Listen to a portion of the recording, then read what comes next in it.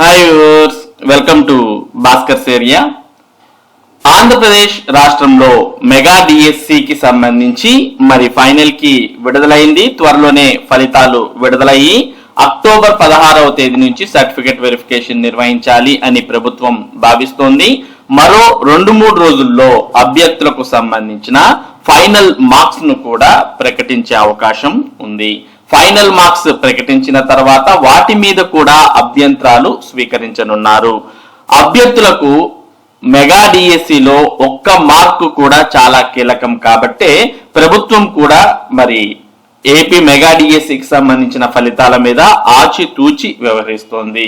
అయినప్పటికీ ఇక్కడ ఆన్లైన్ విధానంలో అభ్యర్థుల నుంచి మార్కులు స్వీకరించినప్పుడు కొద్దిమంది అభ్యర్థులు మరి టెట్ లేకపోయినా ఉన్నట్టు, చాలా వరకు వారికి అన్ని మార్కులు రాకపోయినా వచ్చినట్టు నమోదు చేసినట్టు ప్రభుత్వం గుర్తించింది.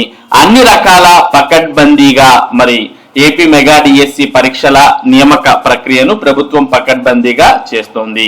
దీనికి సంబంధించినటువంటి సమాచారాన్ని మనం ఇక్కడ చూస్తూ ఉన్నాం. వీళ్ళ భావి టీచర్లు టెట్ లేకుండానే డిఎస్సి రాశారు. 2000 మంది అనర్హులుగా గుర్తింపు.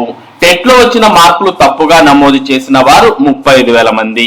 టెట్ డేటాబేస్ ఆధారంగా వడపోత. ఇంకా తేలాల్సిన వారు 9,000 మంది. క్షుణ్ణంగా పరిశీలిస్తున్న విద్యాశాఖ 2-3 రోజుల్లో తుది మార్కులు, వాటిపైన అభ్యంతరాలకు అవకాశం, పొరపాట్లకు తావు లేకుండా పూర్తి జాగ్రత్తలు. వీళ్ళ భావి టీచర్లు టెట్ లేకుండానే డిఎస్సి చాలా మంది రాశారు. 2,000 మంది అనర్హులుగా గుర్తింపు. ఉపాధ్యాయ అర్హత పరీక్ష ఏపీ టెట్ ఉంటేనే డిఎస్సిలో టీచర్ ఉద్యోగాలు వస్తాయి. టెట్ లేకుండా డిఎస్సిలో టాపర్ గా నిలిచినా ప్రయోజనం ఉండదు. కానీ ఏమనుకున్నారో ఏమో గాని దాదాపు 2,000 మంది అభ్యర్థులు టెట్ లో అర్హత లేకుండానే మెగా డిఎస్సి 2025 పరీక్షలు రాశారు. దరఖాస్తు సమయంలో టెట్ మార్కులు నమోదు చేయాలి. సర్టిఫికెట్ అప్లోడ్ చేయాల్సిన అవసరం లేదు.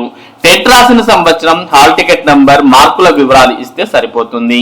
ఈ క్రమంలో టెట్ లో అర్హత సాధించని వారు కూడా అనేక మంది దరఖాస్తు చేసుకున్నారు. తీరా ఇప్పుడు వారు ఇచ్చిన హాల్ టికెట్ నంబర్ల ఆధారంగా టెట్ డేటాబేస్ తో సరిపోల్చి చూడగా వారి టెట్ అర్హత వివరాలు కనిపించడం లేదు. అలాగే మరో 35,000 మంది టెట్ మార్కులు తప్పుగా నమోదు చేశారు.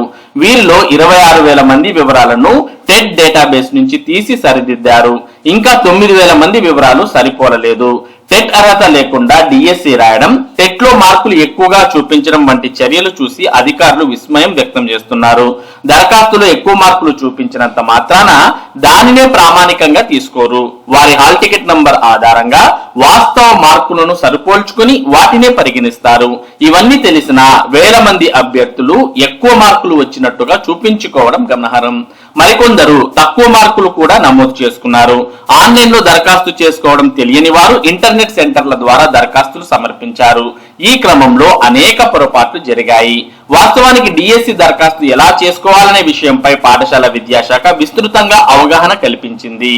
దరఖాస్తు చేసుకునే ప్రక్రియపై వీడియోలు కూడా రూపొందించి అభ్యర్థులకు అందుబాటులోకి తెచ్చింది. అయినా వేల మంది అభ్యర్థులు పొరపాట్లు చేశారు. మరి టెట్ కు సంబంధించినటువంటి మార్కులు ఎంటర్ చేసేటప్పుడు కొద్దిమంది అభ్యర్థులు తక్కువగాను, మరికొద్ది మంది అభ్యర్థులు ఎక్కువగాను, మరికొద్ది మంది అభ్యర్థులు అసలు టెట్ క్వాలిఫై కాకపోయినా కూడా మరి డిఎస్సికి దరఖాస్తు చేసిన ఘటనలు ఇక్కడ మనం చూడవచ్చు. ఇక ముందస్తు జాగ్రత్తలు. తొలుత సర్టిఫికెట్లు ఆన్లైన్ లో అప్లోడ్ చేయాలని డిఎస్సి పరీక్షలకు ముందు పాఠశాల విద్యాశాఖ నిర్ణయించింది. కానీ అనేక వినతుల నేపథ్యంలో సర్టిఫికెట్ల అప్లోడ్ ను తొలగించింది. దీంతో అభ్యర్థులు వారి సర్టిఫికెట్ లో ఉన్న మార్కులను నమోదు చేసుకున్నారు. కొందరు తప్పుగా నమోదు చేశారు. అయితే ఇప్పుడు పొరపాటు చేసిన మాన్యువల్ గా జరిగే తుది సర్టిఫికెట్ల పరిశీలనలో పొరపాట్లు చేసిన వారు అనర్హులు దొరికిపోతారు. అయితే తుది దశ వరకు ఉంచి వారిని నిరుత్సాహపరచకూడదన్న ఉద్దేశంతో పాఠశాల విద్యాశాఖ ముందస్తు జాగ్రత్తలు ప్రారంభించింది. ఆన్లైన్ విధానంలోనే తొలుత టెట్ మార్కులు సరిపోల్చి అనర్హుల వడపోత ప్రారంభించింది. ఈ క్రమంలో అనేక మంది అనర్హులు బయటపడుతున్నారు. తుది కీపై కూడా చాలా అభ్యంతరాలు. డిఎస్సి ఫైనల్ కీపై అనేక అభ్యంతరాలు వస్తున్నాయి. వాటిని పరిశీలిస్తున్న విద్యాశాఖ అభ్యంతరాలలో వాస్తవం ఉంటే మార్కులు కలపడం, లేదా ఆ ప్రశ్నలు రద్దు చేయడం వంటి చర్యలు తీసుకుంటుంది. ఆ చర్యల అనంతరం 2-3 రోజుల్లోనే తుది మార్కులు ప్రకటించాలని భావిస్తోంది. డిఎస్సి పరీక్షల నార్మలైజేషన్, టెట్ మార్కులు కలిపి తుది మార్కులు ఇస్తారు. తుది మార్కుల పైన అభ్యంతరాలు తెలిపే అవకాశం అభ్యర్థులకు కల్పించనుంది.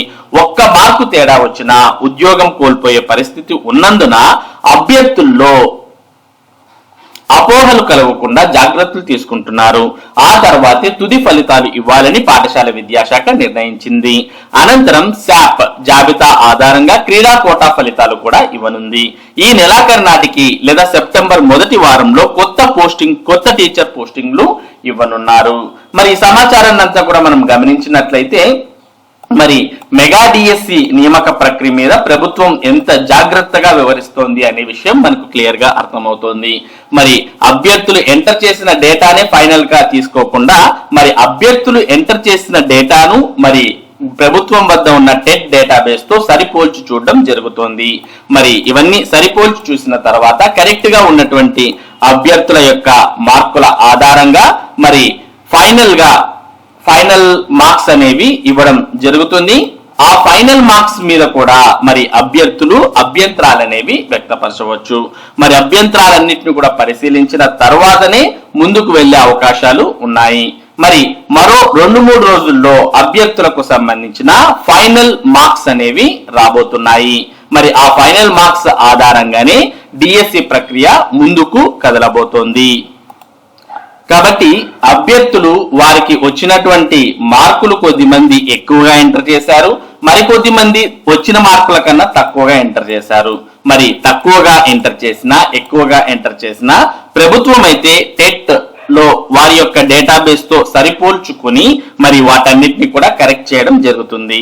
దాంతో పాటు కొద్దిమంది అభ్యర్థులు వారికి సంబంధించినటువంటి సర్టిఫికెట్స్ వివరాలు కూడా మరి తప్పుగా ఎంటర్ చేసినట్టు మనకి ఇక్కడ తెలుస్తోంది. వీటన్నిటిని మరి సర్టిఫికెట్ వెరిఫికేషన్ లో సరిదిద్దే అవకాశాలు ఉన్నాయి. సర్టిఫికెట్ వెరిఫికేషన్ అనేది మాన్యువల్ గా జరుగుతుంది. మొదటగా ఆన్లైన్ లో మీ యొక్క సర్టిఫికెట్స్ అనేవి అప్లోడ్ చేయమని అడగవచ్చు, లేదా ఆల్రెడీ దరఖాస్తు ప్రక్రియ అప్పుడే మరి ఆన్లైన్ లో ఎంటర్ చేయమని అన్నారు. కాబట్టి మరి ఆన్లైన్ లో మీరు ఎంటర్ చేసినటువంటి సర్టిఫికేట్స్ తర్వాత మీరు ఆఫ్లైన్ లో తీసుకువెళ్ళేటటువంటి సర్టిఫికేట్స్ ని కూడా అక్కడ సరిపోల్చడం జరుగుతుంది. వాటిలో వచ్చినటువంటి పర్సెంటేజెస్ కావచ్చు, లేదా మీరు ఎంటర్ చేసినటువంటి డేటా కావచ్చు, మొత్తాన్ని అక్కడ సరిపోల్చడం జరుగుతుంది. ఏవైనా తప్పొప్పులు ఉన్నా కూడా వాటిని అక్కడ సరిదిద్దడం జరుగుతుంది. ఇక ఫైనల్ కీ మీద కూడా మనం ఇక్కడ చూస్తూ ఉన్నాం. ఫైనల్ కీ మీద చాలా మంది అభ్యర్థులు అభ్యంతరాలు అనేవి వ్యక్తం చేయడం జరిగింది. మరి ఆ అభ్యంతరాలను కూడా ప్రభుత్వం పూర్తిగా పరిశీలించి వాటిలో ఏవైనా తప్పొప్పులు ఉన్నట్టయితే వాటన్నిటిని సరిదిద్దడం, లేదు పూర్తిగా ప్రశ్నే తప్పుగా ఉంటే ఆ ప్రశ్నను రద్దు చేయడం, ఇటువంటివన్నీ కూడా చేస్తుంది. ఏ ఒక్క అభ్యర్థికి కూడా అన్యాయం జరగకుండా మరి మెగా డిఎస్సి ప్రక్రియను ముందుకు తీసుకువెళ్ళాలి అని ప్రభుత్వం భావిస్తోంది. మరి ప్రభుత్వం అయితే మెగా డిఎస్సి ప్రక్రియను పకడ్బందీగా చేపడుతోంది. అయితే కొన్ని వదంతులు అనేవైతే మరి సోషల్ మీడియాలో వస్తూనే ఉంటాయి. వాటన్నిటిని అభ్యర్థులు పట్టించుకొని ఆందోళన చెందకుండా మరి ప్రభుత్వం మీద పూర్తి నమ్మకంతో ఉంటే మరి రాబోయే ఉపాధ్యాయ దినోత్సవానికల్లా మరి మీరు ఎవరైతే ఈ మెగా డిఎస్సి లో ఎంపిక అవుతారో అటువంటి వారంతా కూడా ఉపాధ్యాయులుగా ఉండబోతున్నారు. మరి ఈ నెలలోనే సర్టిఫికెట్ వెరిఫికేషన్ పూర్తి చేసి నియామక ప్రక్రియను పూర్తి చేయాలి అని ప్రభుత్వం భావిస్తోంది. ఉపాధ్యాయ దినోత్సవానికల్లా నియామకాలు చేపట్టి ఉపాధ్యాయులను పాఠశాలల్లో ఉండే విధంగా చేయాలి అని ప్రభుత్వం భావిస్తున్న విషయాన్ని మనం గమనించవచ్చు.